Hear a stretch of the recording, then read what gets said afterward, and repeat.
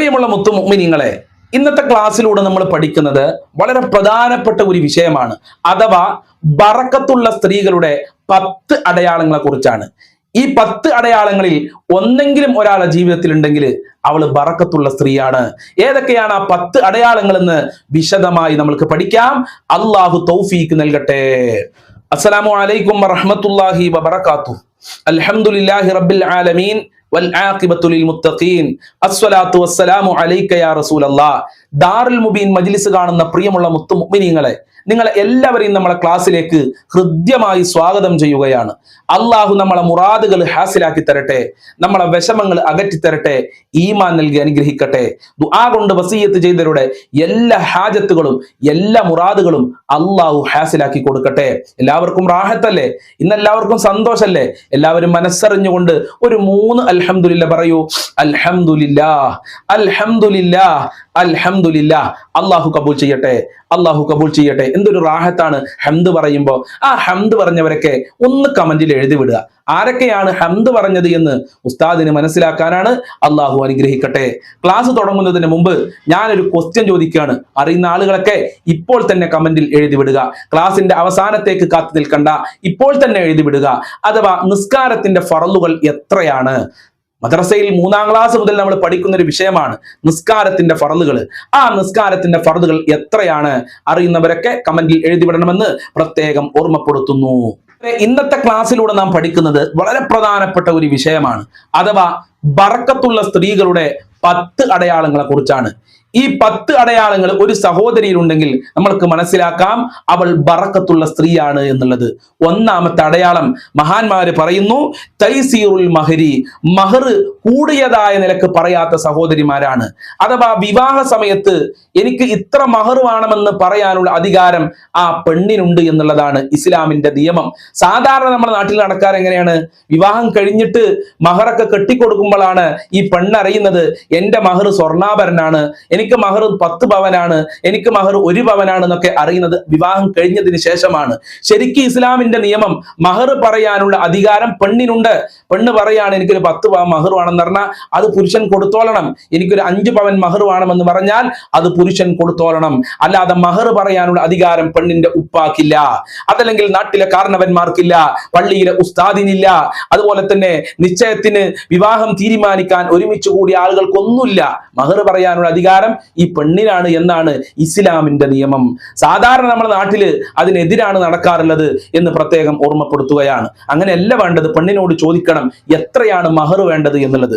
സാധാരണ ചെക്കന്റെ വീട്ടുകാർ പറയും എനിക്ക് ഇത്ര സ്ത്രീധനം വേണം, എനിക്ക് ഒരു 10 പവൻ സ്ത്രീധനം വേണം, അതല്ലെങ്കിൽ എനിക്ക് ഇത്ര ക്യാഷ് വേണം എന്നൊക്കെ പറയാറുണ്ട്.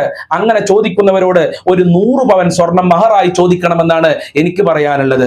കാരണം സ്ത്രീധനം ഇസ്ലാമിലില്ല, മഹറാണെങ്കിലോ ഇസ്ലാമിൽ സ്ഥിരപ്പെട്ട ഒരു വിഷയമാണ്. അള്ളാഹു മനസ്സിലാക്കാനുള്ള തൗഫീക്ക് പ്രദാനം ചെയ്യട്ടെ. മഹാനരായ ഉമർ റളിയല്ലാഹുവിന്റെ കാലത്ത് സ്ത്രീകളൊക്കെ കൂടുതൽ മഹർ ചോദിക്കാൻ തുടങ്ങി. പരിധിയില്ലാതെ മഹർ ചോദിക്കാൻ തുടങ്ങിയപ്പോ ഉമർ റളിയല്ലാഹു അൻഹുവും നാട്ടിലെ ആളുകളൊക്കെ തീരുമാനിച്ചു മഹറിനൊരു പരിധി തീരുമാനിക്കുക, ഒരു പരിധി നിശ്ചയിക്കുക. അങ്ങനെ ആളുകളൊക്കെ ഒരുമിച്ച് കൂടി തീരുമാനിക്കുകയാണ് മഹർ ഇത്ര ചോദിക്കാനേ പറ്റുള്ളൂ, കൂടുതലായി ചോദിക്കാൻ പാടില്ല എന്നുള്ളത്. ആ സമയത്ത് ഒരു സഹോദരി എണീറ്റ് നിന്ന് ചോദിച്ചു, അല്ല ഉമർ തങ്ങളെ, ഞങ്ങൾക്ക് അള്ളാഹു തന്ന അവകാശത്തിനെ ഇല്ലാതെയാക്കാൻ നിങ്ങൾക്ക് എന്ത് അവകാശമാണുള്ളത്? മഹർ പറയാനുള്ള അവകാശം സ്ത്രീകൾക്കാണുള്ളത്. അതിനെ ചോദ്യം ചെയ്യാൻ, അതിനെ ഇല്ലാതെയാക്കാൻ നിങ്ങൾക്ക് എന്ത് അവകാശമാണുള്ളത് എന്ന് ഉമർ റളിയല്ലാഹു അൻഹുവിനോട് ഒരു സഹോദരി ചോദിക്കാണ്. ഉമർ റളിയല്ലാഹു അൻഹു മിണ്ടാൻ കഴിഞ്ഞില്ല. ഉമർ റളിയല്ലാഹു അൻഹു ആ സഹോദരിയുടെ വാദത്തെ അംഗീകരിക്കുകയാണ്. ആ മഹറിന് അവിടെ പരിധി നിശ്ചയിച്ചിട്ടില്ല എന്നുള്ളതാണ്. ആകയാൽ ഞാൻ പറഞ്ഞു വന്നത്, മഹർ തീരുമാനിക്കേണ്ടത് വിവാഹം കഴിക്കാൻ പോകുന്ന പെണ്ണാണ്. അങ്ങനെ ഈ വിവാഹം കഴിക്കാൻ പോകുന്ന പെൺകുട്ടി ഭർത്താവിന്റെ കപ്പാസിറ്റി അനുസരിച്ചാണ് മഹർ തീരുമാനിക്കുന്നത് എങ്കിൽ, മഹർ പറയുന്നത് എങ്കിൽ നമ്മൾക്ക് മനസ്സിലാക്കാം ആ കുട്ടി ബറക്കത്തുള്ള കുട്ടിയാണ്. ആ കുട്ടി ഭർത്താവിനെ കൂടുതലായി സ്നേഹിക്കുന്ന കുട്ടിയാണെന്ന് നമ്മൾക്ക് മനസ്സിലാക്കാൻ സാധിക്കുമെന്നുള്ളതാണ്. ഇനി പല ആളുകളും ചോദിക്കാറുണ്ട്, വിവാഹം കഴിഞ്ഞാൽ പിന്നെ ഈ മഹറിന്റെ അധികാരം ആർക്കാണ്? ഭർത്താവിനുണ്ടോ, ഭർത്താവിന്റെ കുടുംബക്കാർക്കുണ്ടോ എന്ന് പലരും ചോദിക്കാറുണ്ട്. ഒരു നിലക്കും ഭർത്താവിന്റെ കുടുംബക്കാർക്കോ ഭർത്താവിനോ അതിൽ അവകാശമില്ല.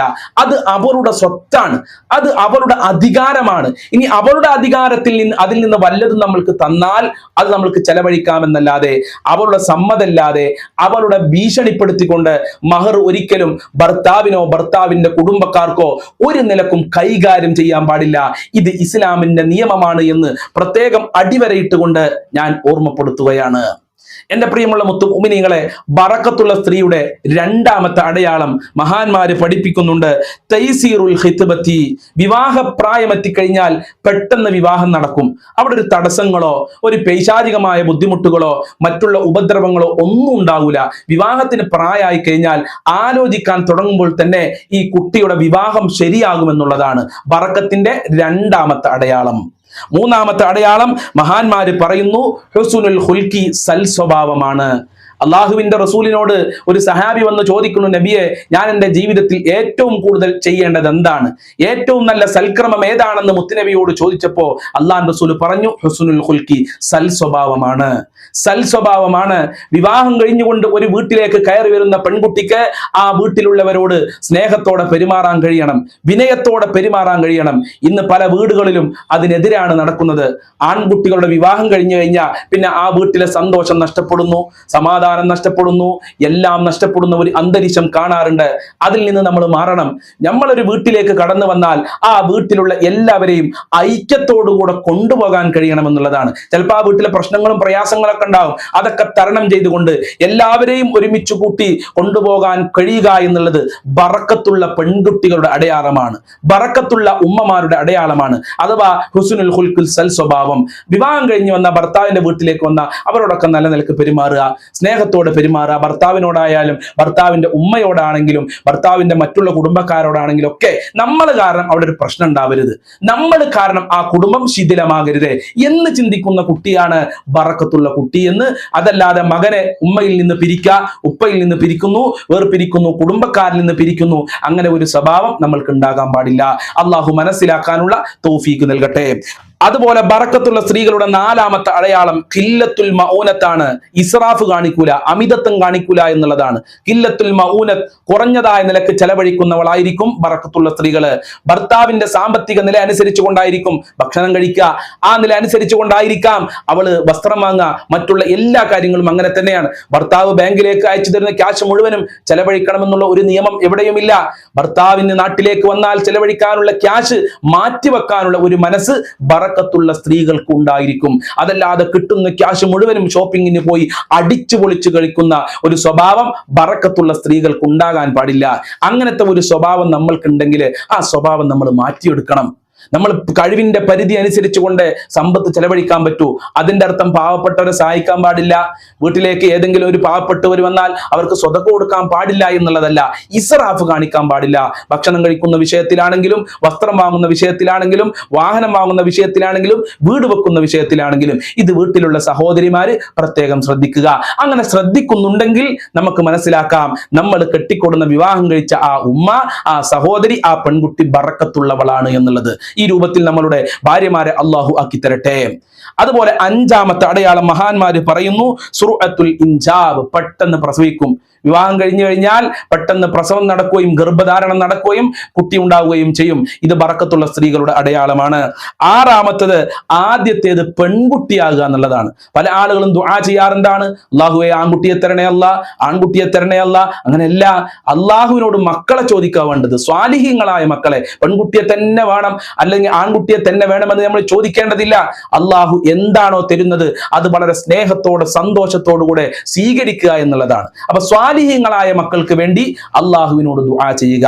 ഇനി ഒരു സഹോദരി ആദ്യമായി പ്രസവിക്കുന്നത് പെൺകുട്ടിയാണെങ്കിൽ നമ്മൾക്ക് മനസ്സിലാക്കാം അവള് ബറക്കത്തുള്ള സ്ത്രീയാണ്.